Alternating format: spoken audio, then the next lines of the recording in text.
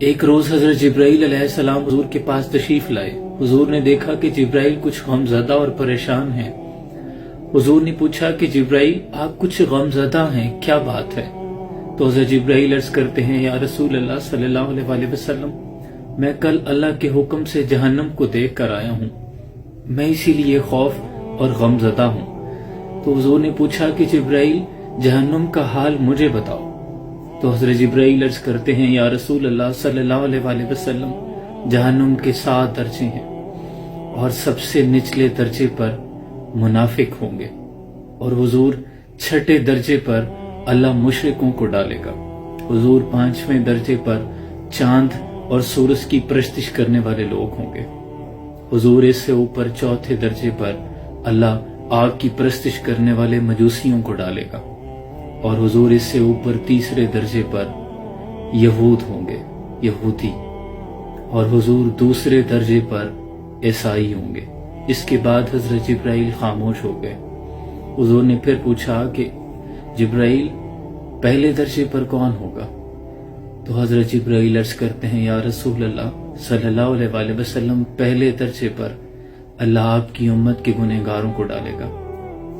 حضور کی آنکھوں سے آنسو جاری ہوئے کہ چہرے انور سے ہوتے ہوئے داڑھی مبارک کو تر کرنے لگے۔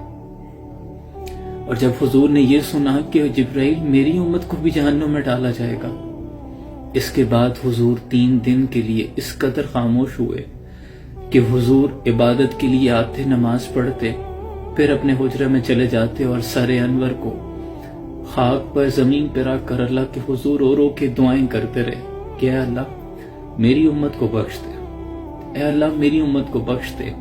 اور جب 3 دن تک یوں ہوا کہ صحابہ سے حضور کی ملاقات نہ ہوئی، تو سیدنا ابوبکر صدیق رضی اللہ تعالیٰ عنہ سے رہا نہ گیا۔ آپ یہ دیکھیں کہ آج بھی جب مدینہ جاتے ہیں تو مدینہ سے نکلنا کس قدر مشکل ہوتا ہے، اپنا لاشا اپنے کندھے پہ اٹھا کے نکلنا پڑتا ہے، تو پھر صحابہ کا کیا عالم ہوگا؟ سارے صحابہ غمزدہ تھے۔ سیدنا ابوبکر صدیق حجرے کے دروازے پہ تشریف لے گئے، سلام عرض کی، یا رسول اللہ صلی اللہ علیہ وسلم سلام عرض کرتا ہوں۔ جواب نہیں آیا۔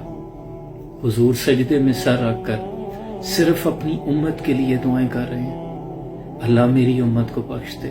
میرے اور آپ کے لیے دعائیں کر رہے ہیں، اللہ میری امت کو بخش دے۔ ایک لمحے کے لیے سوچیں کہ میرے اور آپ کے لیے میرے آقا روئے ہیں۔ سیدنا ابوبکر صدیق کو جواب نہیں آیا تو واپس آ گئے، آ کر حضرت عمر کو بتایا۔ سیدنا عمر تشریف لے گئے حجرے کے دروازے پہ، سلام عرض کی، جواب نہیں آیا۔ 3 بار سلام کی، جواب نہیں آیا، واپس آ گئے۔ سیدنا سلمان فارسی کو بھیجا کہ آپ چلے جائیں، انہوں نے بھی جا کر سلام عرض کی، جواب نہیں آیا۔ صحابہ پر اضطراب کی کیا کیفیت تھی، دل اتنے غمزدہ ہو چکے تھے کہ ایک بار حضور کو دیکھ لیں، دل تڑپ رہے تھے۔ پھر سب نے جا کر حضرت علی کرم اللہ وجہ الکریم کو یہ بتایا۔ قربان جاؤں مولا علی کی فراست پہ، آپ خود نہیں گئے، آپ نے فاطمہ الزہرا رضی اللہ تعالی عنہا سیدہ کائنات کو بتایا، کیونکہ آپ نے سنا تھا کہ حضور نے فرمایا فاطمہ میرے جگر کا ٹکڑا ہے۔ تو سیدہ پاک کو بھیجا گیا۔ سیدہ پاک جب حجرے کے دروازے پر گئی، سلام عرض کیا، تو حضور اکرم صلی اللہ علیہ وسلم نے دروازہ کھولا اور حضور کی آنکھوں سے آنسو جاری ہیں کہ اے اللہ میری امت کو بخش دے، اے اللہ میری امت کو بخش دے۔ حضور اتنا روئے کہ اس روز اللہ کی طرف سے حکم نازل ہو گیا، وَلَا سَوْفَ يُعْطِيكَ رَبُّكَ فَتَرْضَىٰ، محبوب ہم آپ کو اتنا نوازیں گے، اتنا نوازیں گے کہ آپ راضی ہو جائیں گے۔ جب اللہ کا یہ حکم سنا تو حضور خوش ہو گئے اور کہنے لگے کہ فاطمہ میں نے تو تب تک سر اپنا اٹھانا ہی نہیں سجدے سے جب تک میرا آخری امتی گنہگار بھی نہ بخشا جائے گا۔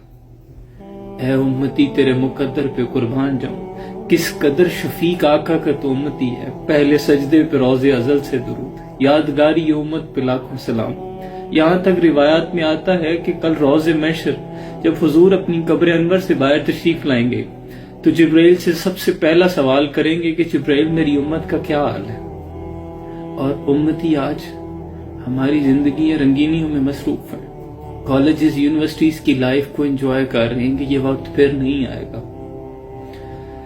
ہاتھ بے زور دل الحاد سے ہوگر ہیں، امتی باعث رسوائی پیغمبر ہیں، صرف یہ سوچیں کہ روز محشر تمام انبیاء میں کھڑے میرے اور آپ کے گناہوں پر حضور کو اللہ سے اگر معافی طلب کرنی پڑے، یہ ہمارے لیے کس قدر شرف کا مقام۔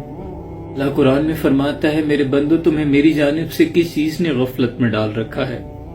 الم یانی للذین آمنوا ان تخشع قلوبہم لذکر اللہ، کیا ایمان والوں کے لیے وہ گھڑی نہیں آن پہنچی کہ ان کا دل اللہ کی یاد میں جھک جائے؟ خدا کا واسطہ ہے، آج بھی وقت ہے۔ حضور کی آنکھوں میں آنسو آئے ہیں ہمارے لیے، طائف کی وادیوں میں پتھر کھائے ہیں تو ہمارے لیے، غار حرام میں کئی کئی دن پتھریلی زمین پہ سر انور کو رکھ کر گزارے ہیں تو ہمارے لیے، میرے اور آپ کے لیے آ کر روئے ہیں۔ لیکن ہمارے پاس یہ زندگی ہے۔ الذی خلق الموت والحیات لیبلوکم ایکم احسن عملا، ہم نے موت اور زندگی کو خلق اس لیے کیا ہے دیکھ سکیں کون ہے جو اعمال صالحہ کرتا ہے۔ آج ہمارے پاس مہلت ہے کہ ہم صالح اعمال کریں، اپنی نگاہوں کو پاک کریں، اپنے خیالات کو پاک کریں، بے حیائی کی سنگتیں چھوڑ دیں ایسے دوست جن کی وجہ سے آپ بے حیائی کی جانب راغب ہوتے ہیں، چھوڑ دیں راتوں کو اٹھ کے فحش کوئی کرنا، چھوڑ دیں لوگوں سے گپ شپ لگانا۔ دل زنگ آلودہ ہو چکے ہیں، ان کو دھونے کی کوشش کریں، اللہ اس کے رسول کی جانب چلے آئیں اپنی زندگی کو بہتر بنائیں، اسی زندگی کے مطابق جو حضور ہم سے چاہتے ہیں کہ جب ہم اس دنیا سے جانے لگیں، جب روح میرے پیرانے خاکی سے نکلی تو روزے سے آواز آئی اور میرا فقیر آیا۔ بس اتنی وفا حضور کے ساتھ کر کے جانی ہے، محبت کرنی ہے حضور سے۔ اور زندگی میں میرا اپنا یہ منشور ہے کہ کوئی چہرہ اتنا خوبصورت ضرور ہونا چاہیے کہ جب دنیا کی رنگینی آپ کے ذہن پر، آپ کی آنکھوں میں سمانے لگیں تو آپ کو وہ چہرہ روشن یاد آئے کہ نہیں، پاویں سونے ملن ہزار آساں نہیں یار پٹانا۔ زندگی میں زلیخائیں تو بہت ملیں گی، لیکن پتر تم تو یوسف بنو، یہ تیرا شہر تو ہے شہر زلیخا جانا، وہ پیغمبر ہے جو دامن کو بچا لے جائے۔ اللہ ہمیں ان تمام ہدایات پر عمل کرنے کی توفیق عطا فرمائے۔ سلام پہنچے۔